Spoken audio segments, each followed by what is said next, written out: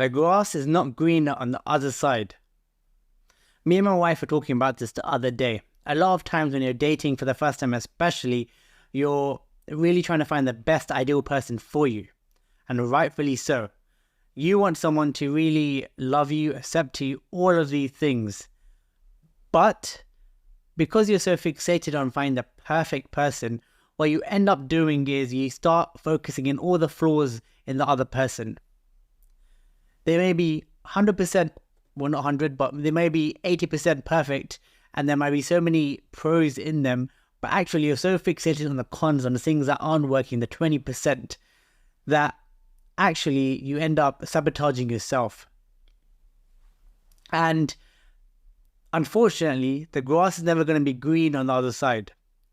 You might find someone who's so perfect on the initial dates, and as you start to grow with them, as you start to move in perhaps, and you start to kind of build in your relationship, you'll find there are certain things in the other person that you don't like.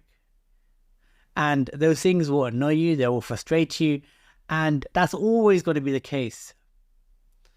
In your partner, you're going to find certain aspects that are often irritating and are really annoying. But these are minor things in the grand scheme of things. Your partner will also find similar things in yourself, similar traits that she doesn't like.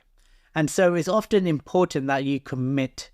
Commit on the first few dates, especially if on the first date it goes really well, you had fun, you enjoyed yourself, the other person seems like they're right fun and right up your alley, and you can have a good time with that person. If you think that's the case, carry on.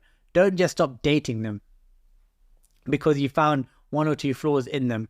Instead, focus on the pros and see if you can live with the other person, if you can actually build a relationship with the other person, and if actually the cons that really annoyed you are actually small cons, things that you can look past.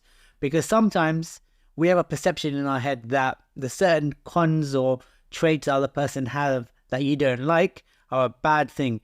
But often what you'll find is the perception you have in your head might not always 100% be correct. And that's 100% fact.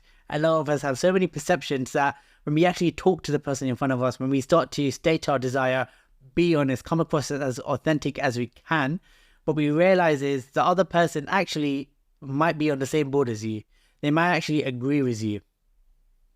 A good example of this is if you're passionate about health and the other person isn't, don't just dismiss it. Don't just think, oh, the other person isn't into health, she's going to hate what I do, she's going to judge me, all of these things. Because in fact, if we have that conversation with the other person, maybe that person has been exposed to health the way you have. Maybe that person is willing to learn and grow with you.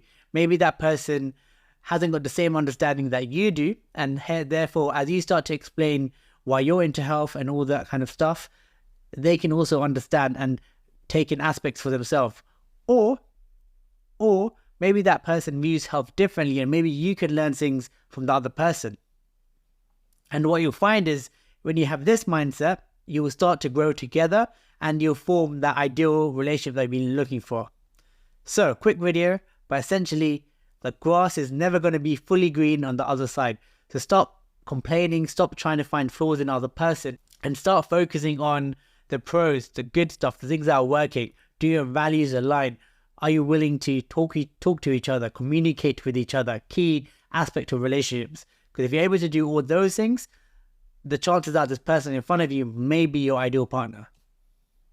My name is Jagannath. If you've enjoyed this video, subscribe, like, and comment. Otherwise, I'll see you in the next video. Take care.